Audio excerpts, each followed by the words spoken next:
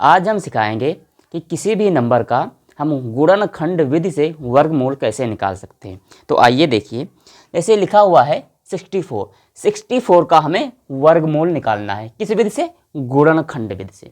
तो हम क्या करेंगे, सबसे पहले 64 लिखेंगे, 64 लिखेंगे और 64 के हम गुणनखंड करेंगे, मतलब इसके सभी प्राइम फैक्टर निकाल लेंगे, अभाज्य गुणनखंड निकाल लेंगे। तो ये सबसे पहले किससे कटेगा? तो 2 से कट जाएगा भाई, 2 से कटेगा, यहाँ पर आ जाएगा 32 आ जाएगा।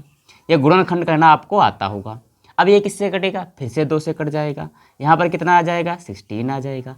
फिर से ये 2 से कट जाएगा, यहाँ पर कितना आ जाएगा? 8 आ जाएगा। फिर से ये 2 से कट जाएगा, यहाँ पर कितना आ जाएगा? 4 आ जाएगा।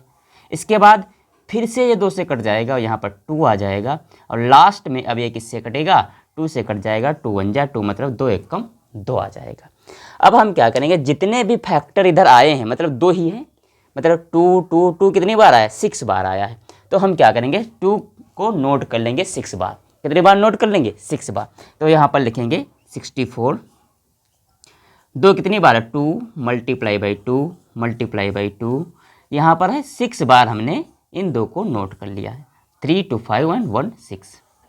फिर क्या करेंगे, इन सभी का 2 2 का पेयर बनाएंगे। मतलब देखिए 2 यहाँ पर है, 2 2 का पेयर का मतलब यहाँ पर है कि एक नंबर 2 बार लिखा हो उसको 1 बार लिखेंगे। सपोज दैट यहाँ पर 3 होते तो हम 2 का 3 के साथ नहीं पेयर बनाते, 2 का 2 के साथ बनाएंगे, 3 का 3 के साथ बनाएंगे। इस तरीके का 2 2 का पेयर हम बना लेंगे। यहाँ पर ये हो गया, यहाँ पर ये बन गया। अब क्या करेंगे, पेयर जो बने हैं उनको हम 1 बार लिखेंगे। जैसे 2 यहाँ पर था तो 2 हमने लिख लिया, यहाँ पर 2 2 बार था, यहाँ पर हमने 2 लिख लिया, यहाँ पर भी 2 लिख लिया। अब क्या करेंगे, इन सभी को कर देंगे मल्टीप्लाई।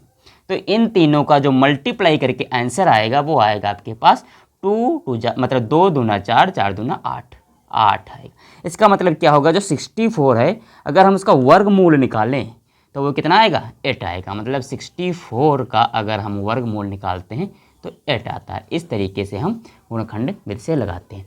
अब जैसे एक क्वेश्चन आपके पास लिखा है 196। अब 196 कैसे निकालेंगे, देखिए इसको हमने क्या किया भाई कि इसको सबसे पहले हम उस नंबर से काटेंगे, मतलब 2 से काटेंगे इसको। पहला नंबर कौन सा है प्राइम, जो 2 से कट जाए इसको। तो 2 से काटिए, 2 से यहाँ पर हमने काटा तो ये कितनी बार लगेगा? 2 9 18 और 2 8 16। फिर से 2 से काटिए, 2 चौके 8, 2 9 18। फिर से 2 से काटिए, 2 से कटेगा कि नहीं? नहीं कटेगा। अब ये किसने से कटेगा? डायरेक्ट 7 से जाकर कटेगा, 3 से भी नहीं कटेगा, ये 7 से कटेगा। 7 से कटेगा, 7 7 49 आ जाएगा। यहाँ पर फिर से यह 7 से कटेगा और लास्ट में आपके पास यहाँ पर 1 बचेगा। अब क्या करें, इन सभी नंबर्स को फिर से नोट कर लीजिए। 196 क्या करेंगे, 2 कितनी बार है? 2 बार है। 7 कितनी बार है?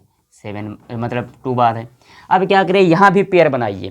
यहाँ पर पेयर हम 2 का यहाँ पर बनाएंगे। ऐसा मत करिएगा कभी कि 2 और 7 का इस तरीके से पेयर बना दो, नहीं, ये गलत है। पेयर उसी का बनेगा एक ही नंबर का। अगर 2 है तो 2 के साथ बनेगा, 7 है तो 7 के साथ बनेगा। अगर सपोज दैट यहाँ पर 3 3 होता तो 3 3 के साथ बनता, ना कि 3 और 7 का अलग अलग नंबर्स के साथ नहीं बनेगा, उसी के नंबर के साथ बनेगा। मतलब 2 2 नंबर हमें एक जैसे नंबर 2 बार लेने हैं। यहाँ पर 7 का हमने बना लिया। और ये जब 2 पेयर है तो इसको हम सिर्फ 1 बार लिखेंगे। 2 यहाँ पर 2 बार है, 1 बार लिख लिया। 7 यहाँ पर 2 बार है तो हमने 1 बार लिख लिया। अब ये क्या होगा, ये हमें निकाल क्या रहे हैं? वर्गमूल। तो 196 का जो वर्गमूल आएगा वो कितना आएगा? 7 दूना 14। मतलब 196 का जो तुम्हारे पास वर्गमूल है वो है 14। ये तुम्हारा आंसर है।